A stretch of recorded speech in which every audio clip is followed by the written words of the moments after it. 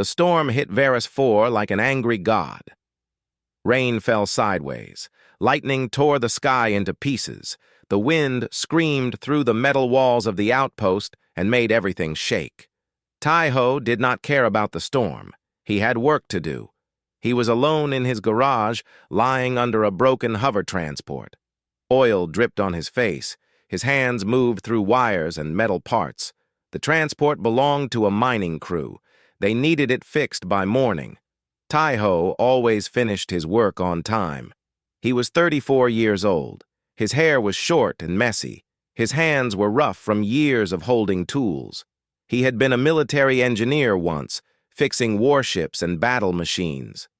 But that life was behind him now. He came to this small planet at the edge of known space to find peace. He found work instead. That was enough. The alarm went off. Tai-Ho stopped moving. The alarm meant something had crossed the motion sensors outside his garage. He slid out from under the transport and stood up slowly. His heart beat a little faster. On Varus 4, many things could trigger an alarm. Most of them were dangerous. He walked to the security screen on the wall. The camera showed the area outside his garage door. Rain made the picture unclear, but Tai-Ho could see something standing there, something big. His blood went cold. It was a Valori. Everyone on the frontier knew about the Valori. They were wolf-like creatures, but much larger than any wolf from Earth. They stood as tall as a man at the shoulder. Their fur was dark gray like storm clouds. Their eyes glowed with a soft golden light. They had teeth that could bite through metal. The Galactic Council called them dangerous. Hostile. Untamable. They said the Valori killed anything that entered their territory. They said humans should never approach them. Tai-Ho had seen Valori before, but only from far away. He had never been this close to one. His hand moved toward the emergency button. One press and the security team would come. One press and the garage would seal shut. One press and he would be safe. But then he looked closer at the screen. The Valori was not standing in an attack position. Its body was low. Its head was down. And in its mouth, held gently between those terrible teeth, was something small. A pup. Tai-Ho's hand stopped moving. The Valori looked at the camera. It looked directly at him, as if it knew he was watching. And in that moment, Tai-Ho saw something he did not expect. He saw fear. He saw desperation. He saw a mother.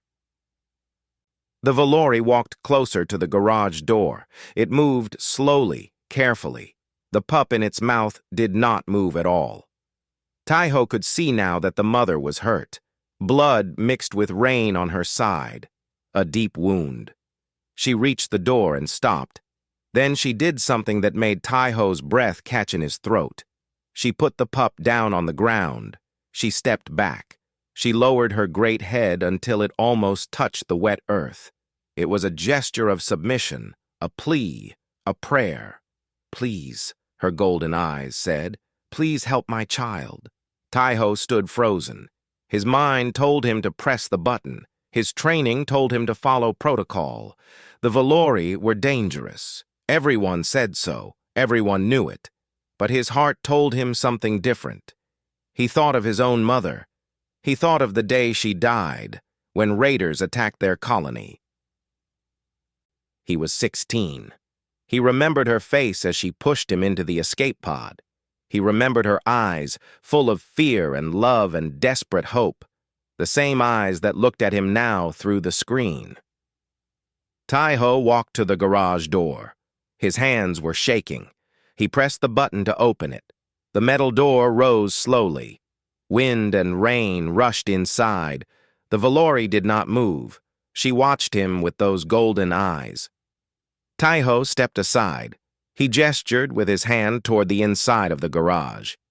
"Come in," he said. His voice was barely a whisper against the storm. "Bring your little one. Come in." The Valori tilted her head. She looked at him for a long moment. Then slowly, she picked up the pup in her mouth and walked inside. Taiho closed the door behind her. They stood in the garage together. The Valori was even bigger up close. Her head was level with his chest. He could smell her. Rain and earth and something wild. She could kill him in a second. He knew that. She did not kill him. Instead, she walked to a clear space on the floor. She lay down carefully and placed the pup between her front legs. Then she looked up at Taiho and waited. Taiho knelt beside them. The pup was small, maybe the size of a large cat. Its fur was lighter than its mother's, more silver than gray. It was breathing, but barely. Each breath was weak and painful. "What happened to you?" Taiho asked softly. The mother made a low sound in her throat. It was not a growl. It was something sadder. Taiho looked at the pup's body. He saw no wounds, no blood. But the little creature was dying. He could see it clearly. Something was wrong inside. He did not know how to help. He was a mechanic, not a doctor. He fixed machines, not living things. But as he looked at the mother's eyes, he knew he had to try. He pulled out his communicator and called the only person he trusted. "Yuna," he said when his sister answered. "I need your help. Now." The storm continued to rage outside. But inside the garage, something new had begun. Something that would change everything. Yuna arrived 20 minutes later. She came through the side door, soaking wet and out of breath. She was carrying a large medical bag. Then she saw the Valori. She stopped. Her face went white. The bag fell from her hands. "Taiho," she whispered. "What have you done?" "She needs help," Taiho said. He was still kneeling beside the pup. "Her baby is dying." Yuna was 28 years old. She was a biologist. She had come to Varus 4 to study the local animals. She had read every report about the Valori. She knew how dangerous they were supposed to be, but she also trusted her brother more than anyone in the galaxy. She picked up her bag and walked closer. The mother Valori raised her head and watched her. A low growl started in her throat. Taiho moved between them. He placed his hand on the Valori's neck. "It's okay," he said softly. "She's here to help. She's my sister. She's family." The growl stopped. The mother looked at Yuna again, then lowered her head. Yuna came closer. Her hands were shaking, but she opened her bag and pulled out a scanner. She ran it over the pup's body. Numbers and images appeared on the small screen. Her face became serious. "Poison," she said. "It's in the blood. The organs are failing." "Can you fix it?" Taiho asked. "I need a specific medicine. A chemical that cleans the blood." She shook her head. "I don't have it. The main colony has it, but that's 3 hours away by transport. The pup won't last 1 hour." Taiho looked at the small creature. Its breathing was getting weaker. The mother made a sad sound and licked its face gently. "There must be something we can do," Taiho said. "There isn't. I'm sorry. The poison is spreading too fast. Without cleaning the blood, the organs will stop working." Yuna's eyes were wet. "I'm so sorry." Taiho stood up. He walked away from them and looked around his garage. Tools hung on the walls. Machine parts sat on shelves. Broken things waiting to be fixed. He was a mechanic. He fixed broken things. That was what he did. An idea came to him. A crazy idea. "The blood needs to be cleaned," he said slowly. "Like a filter. Like removing bad fuel from an engine." Yuna looked at him. "What are you thinking?" "During the war, we had a machine. When fuel got contaminated, we built a filter system. We pulled the fuel out, cleaned it, and put it back." He turned to face her. "What if we do the same thing? Pull the blood out, clean it, put it back?" "Taiho, that's insane. You can't just—" "Why not?" He was already moving, grabbing tools and parts from his shelves. "Blood is a liquid. Poison is contamination. I build a filter. We remove the poison." "You're not a doctor." "No, I'm a mechanic. I fix things. He looked at her with steady eyes. Help me, Yuna. Tell me what the poison looks like. Tell me what to filter out. I'll build the machine. Yuna stared at him. Then she looked at the dying pup and its desperate mother. This is crazy, she said, but she was already pulling up data on her scanner. Okay. The poison molecules are larger than normal blood cells. If you can build a filter with holes small enough. They worked together. Yuna gave information. Taiho built. He used parts from 3 different machines, tubes from a cooling system, pumps from a fuel processor, filter screens from an air purifier. His hands moved fast. He cut, connected, adjusted. He did not think about failure. He only thought about the next step. The mother Valori watched everything. Her golden eyes followed Taiho's hands. She did not move. She did not make a sound. She waited. 1 hour passed, then 2. Finally, Taiho stepped back. In front of him sat a strange machine. It was ugly. It was made of mismatched parts. It should not work. But Taiho had built things that should not work before. It's ready, he said. Yuna looked at the machine with doubt in her eyes. Are you sure about this? No. Taiho knelt beside the pup. But we don't have another choice. He looked at the mother. I'm going to help your baby now, he said. It might look scary, but I need you to trust me. Can you do that? The mother met his eyes. For a long moment, nothing happened. Then she moved her body slightly, giving him more room to reach the pup. Taiho took a deep breath. He inserted a small tube into the pup's leg. Blood began to flow into the machine. The pump hummed. The liquid moved through the filters. Minutes passed. Taiho watched the machine. He watched the pup.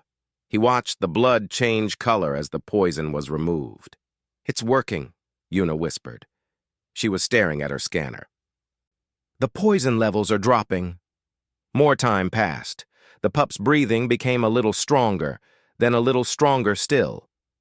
Taiho did not move. He kept watching. He kept making small adjustments to the machine. His eyes were tired. His body was exhausted, but he did not stop. The mother Valori made a soft sound. She was looking at Taiho with something new in her eyes, something like wonder. Blood is almost clean, Yuna said. Her voice was shaking. Taiho, I think it's going to work. Taiho allowed himself to smile, just a little. Outside, the storm was finally ending. The first light of morning appeared at the windows. It had been the longest night of Taiho's life, but it was not over yet. The pup was stable, but it still had not opened its eyes. The machine hummed softly in the quiet garage.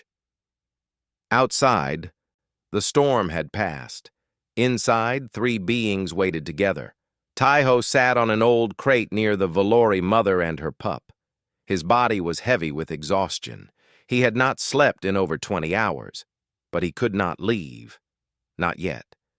The pup was breathing normally now. The poison was gone from its blood, but it remained unconscious. Yuna said this was normal. The body needed time to recover. The little creature was fighting to come back. Yuna had gone to get food and water. She left Taiho alone with the Valori. The mother had not moved from her position. Her large body was curled around her pup, protecting it. Her golden eyes were open, watching Taiho. You should rest, Taiho said to her. I'll watch over your little one. The Valori tilted her head. She did not understand his words, but perhaps she understood his meaning. Still, she did not close her eyes. I get it, Taiho said. I wouldn't sleep either. Not with a stranger so close to my family. He leaned back against the wall. The silence felt heavy. He wanted to fill it somehow. My name is Taiho, he said.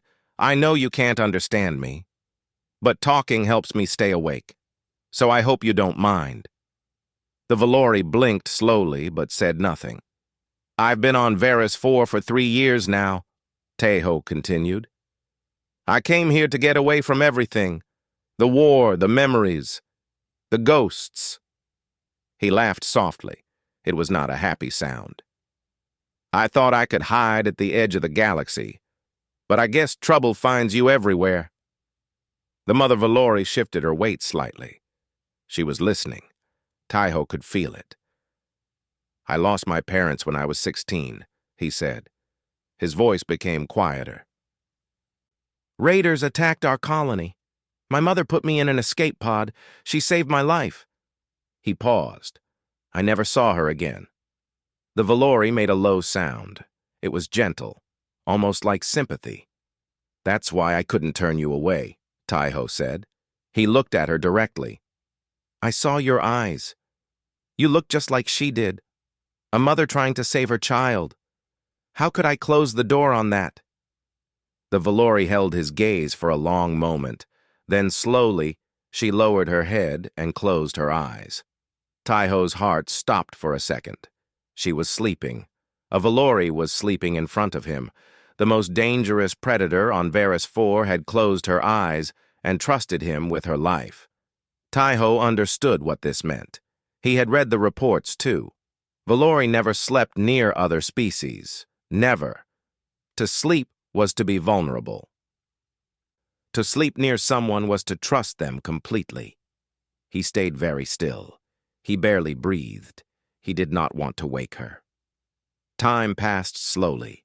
The garage grew warmer as the sun rose outside. Taiho fought to keep his own eyes open. His head kept dropping, then jerking back up. Yuna returned quietly. She saw the sleeping Valori and froze. Is she whispered. Sleeping? Taiho whispered back. Don't make sudden movements. Yuna set down the food and water carefully. She sat beside her brother, staring at the scene before them. This is impossible, she said softly. In all the research, all the history, Valori have never done this. Never. Maybe they never had a reason to, Taiho said. They sat in silence together, brother and sister, watching over a mother and child from another species. The galaxy suddenly felt smaller, more connected. An hour later, something changed. The pup moved. It was small at first, just a twitch of one leg, then another. The mother's eyes opened instantly. She lifted her head and looked down at her child. The pup's eyes opened. Taiho felt tears rise in his own eyes. He did not try to stop them. The pup's eyes were beautiful. They were pale silver like moonlight on water. They blinked slowly, adjusting to the light. Then they focused on Taiho. The little creature made a soft sound. It was weak, but it was alive. Hey there, Taiho said gently. Welcome back. The pup tried to stand. Its legs shook and it fell, but it tried again and again.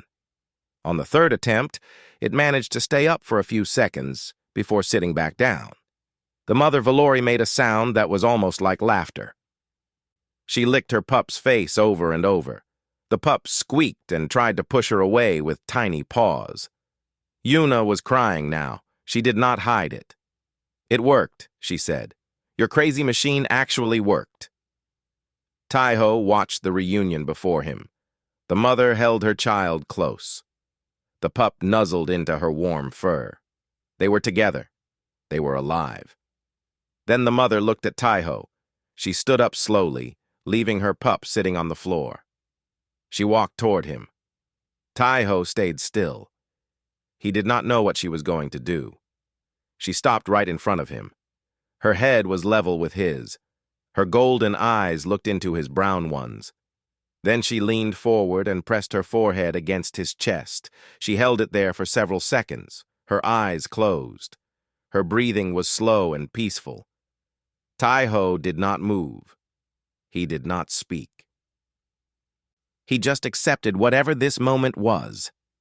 When she finally stepped back, there was something different in her eyes, something deeper than gratitude, recognition, connection, trust. Taiho finally smiled, a real smile. You're welcome, he said softly. You're very welcome. The sun continued to rise outside. A new day had begun. and nothing would ever be the same. News traveled fast on Varys 4. By midday, everyone at the outpost knew what Taiho had done. A mechanic had led a Valori into his garage. He had saved its pup. He had spent the night with the most dangerous creature on the planet. Some people called him a hero. Most called him a fool. The colonial authorities called him something worse. Commander Doha arrived at Taiho's garage 3 days after the storm. He was a tall man with cold eyes and a military uniform that was always perfect. He brought 6 armed soldiers with him. "You broke 14 safety protocols," the commander said. His voice was like ice. "You put the entire outpost at risk. You let a hostile alien into our perimeter." Taiho stood calmly. The Valori mother and her pup had left 2 days ago, but their scent still filled the garage. She wasn't hostile. She needed help. "It is a Valori," Commander Doha said the word like it tasted bad. "They are all hostile. That is what the Galactic Council says. That is what science proves. Science can be wrong." The commander's face became red with anger. "You think you know better than the Council? You think one night changes centuries of history?" "I think she trusted me," Taiho said simply. "And I think that means something." Commander Doha stared at him for a long moment. Then he turned to his soldiers. "Set up a security perimeter around this area. I want motion sensors. I want cameras. And prepare a hunting party. We're going to find that creature's pack before they come for revenge." "Revenge?" Taiho stepped forward. "She won't come for revenge. I helped her. You don't know that. You don't know anything about these animals." The commander pointed at him. "Stay in your garage, mechanic. Fix your machines. Leave the real decisions to people who understand the galaxy." The soldiers began their work. Taiho watched them with a heavy heart. That night, Yuna came to see him. She looked worried. "The hunting party leaves tomorrow morning," she said. "They have 15 soldiers and heavy weapons. They're going to the Valori territory." Taiho closed his eyes. "They'll start a war." "Probably. I have to do something." "What can you do?" Yuna grabbed his arm. "You're one person, Taiho. You can't fight the colonial authority." Before he could answer, the alarms went off. Not just the garage alarm, every alarm in the outpost, all at once. Taiho ran outside. Yuna followed him. In the darkness beyond the outpost lights, shapes were moving, large shapes, many of them. Valori, a dozen at least, maybe more. People screamed and ran for shelter. Soldiers took positions with their weapons raised. Commander Doha shouted orders. "Hold your fire!" he yelled. "Wait for my command!" The Valori stopped at the edge of the light. They stood in a line, shoulder to shoulder. Their golden eyes glowed in the darkness. They made no sound. They did not attack. They just waited. At the center of the line stood a familiar figure, the mother, and beside her, sitting small but proud, was her pup. "They came back," Yuna whispered. Commander Doha aimed his weapon. "One more step and we fire." "Don't!" Taiho pushed past the soldiers. He walked toward the Valori. People shouted at him to stop. He did not stop. "Taiho!" Yuna screamed. He kept walking. His heart was pounding. His legs wanted to run away, but he kept walking. He stopped in the empty space between humans and Valori, alone. The mother Valori walked forward. The others stayed behind. She approached Taiho slowly, her eyes never leaving his. Behind him, Taiho heard weapons being prepared to fire. He heard Commander Doha giving orders. He heard chaos and fear, but he kept his eyes on her. She stopped in front of him, so close he could feel her warm breath on his face. Then she did something extraordinary. She lowered her head and pressed her forehead against his chest, just like she had done in the garage. But this time, it was in front of everyone. This time, it was a public declaration. She stepped back. Another Valori came forward, a large male with dark gray fur. He walked to Taiho and did the same thing, forehead against chest. Then he stepped back. One by one, every Valori in the line came forward. Each one pressed their forehead to Tejo's chest. Each one acknowledged him. Tejo stood frozen, overwhelmed. He did not understand everything that was happening, but he understood enough. They were accepting him, into their family, into their pack. When the last Valori stepped back, the mother made a loud sound. A howl that filled the night. The others joined her. The sound was not threatening. It was joyful. It was celebration. Then, as quickly as they had come, they turned and walked back into the darkness. The mother paused at the edge of the light and looked back at Tejo one more time. "Thank you," her eyes seemed to say. "You are one of us now." Then she was gone. Silence filled the outpost. No one moved. No one spoke. Commander Doha lowered his weapon slowly. His face was pale. His hands were shaking. "That's impossible," he said quietly. "In 300 years of galactic expansion, no species has ever been accepted into a Valori pack. Never." Tejo turned to face him. Maybe no one ever tried to help them before. The commander had no answer. Yuna ran to her brother and hugged him tightly. She was crying and laughing at the same time. "You crazy, beautiful fool," she said. "You actually did it." Tejo hugged her back. Above them, the stars shone brightly. The universe suddenly seemed full of possibilities that no one had imagined before. The hunting party never left. Some walls, once broken, cannot be rebuilt. 6 months passed. The outpost on Varus 4 became famous across the galaxy. Scientists came from distant planets. Reporters arrived with cameras and questions.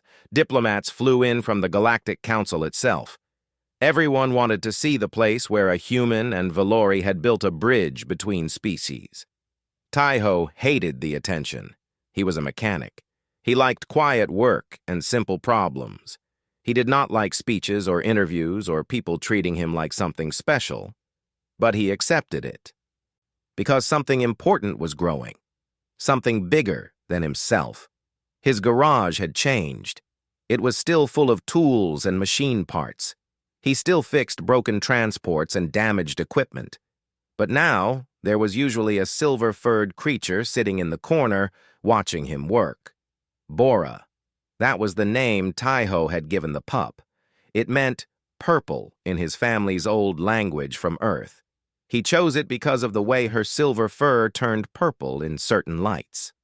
Bora was not a pup anymore. 6 months of good food and safety had made her grow fast.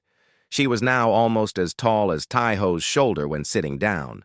Her eyes were still that beautiful pale silver. And she followed Tejo everywhere. "You're not a dog, you know," Tejo said to her one morning. He was working under a transport again. Bora was lying beside him, her head resting on her paws. "You're a proud Valori. You should be running wild with your pack." Bora made a soft sound and pushed her nose against his arm. Yeah, Tejo laughed. "I missed you too."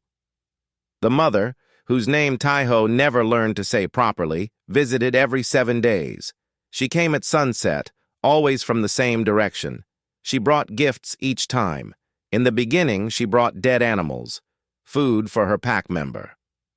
Tejo had politely refused, not wanting to hurt her feelings. Eventually, she started bringing other things, shiny rocks, strange plants.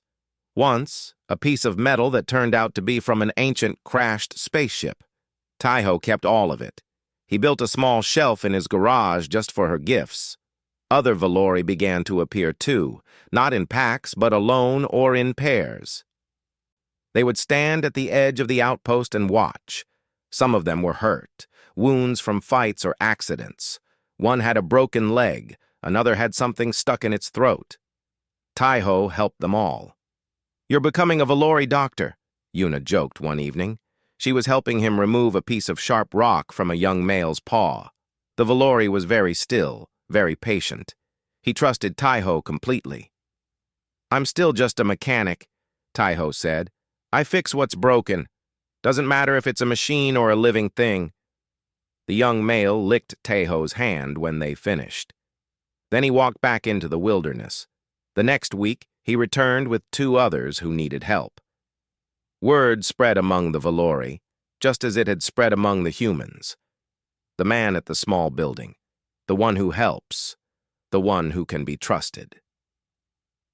The Galactic Council sent a special team to study what was happening. They stayed for 2 months. They watched. They recorded.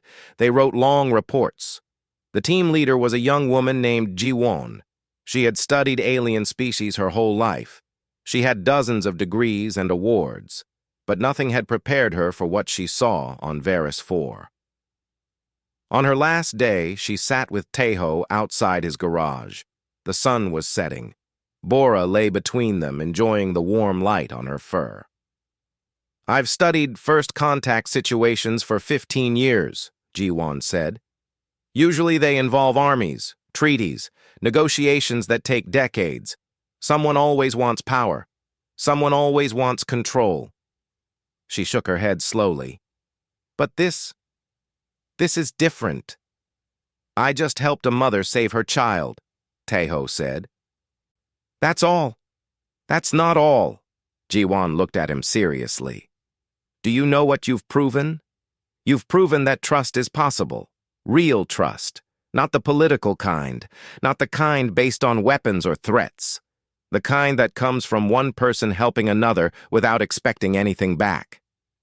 Tejo was quiet for a moment. "I never thought about it that way." "The galaxy will think about it," Ji-won said. "For a very long time." She pulled out a small device and pressed a button. "Do you mind if I ask one more question? For the official record?" Tejo nodded.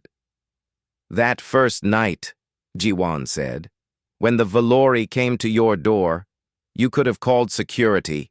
You could have sealed the garage and stayed safe. Everyone would have understood." She leaned forward. "Why didn't you?" Tejo looked at Bora. The young Valori was half asleep, her breath slow and peaceful. He thought about Ashka, out there somewhere in the wilderness, watching over her pack. He thought about his mother, so many years ago, giving everything so her son could live. "She was a mother," Tejo said finally. "Her child was dying. She came to a stranger for help." He shrugged. "What else was I supposed to do?" Ji-won stared at him. Then she smiled and turned off her device. "I think," she said softly, "that might be the most human answer in the entire galaxy." The sun finished setting. Stars began to appear in the sky. Somewhere in the distance, a Valori howled. Others joined. The sound was not lonely. It was a greeting, a celebration, a song of pack and family and belonging. Bora lifted her head and howled back. Her voice was still young, but it was strong. Tejo listened. He did not howl himself. He was human. He had his own ways. But he smiled. And in the growing darkness, surrounded by stars and songs and the warmth of unexpected family, he felt something he had not felt in a very long time. He felt like he was home. Above the small planet of Varus 4, ships came and went. Reports were filed. History was written. Scholars would debate for centuries about what it all meant.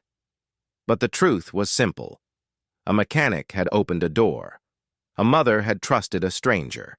And the galaxy learned that kindness, given freely, could change everything. That was the human way. And maybe, just maybe, it was the best way of all.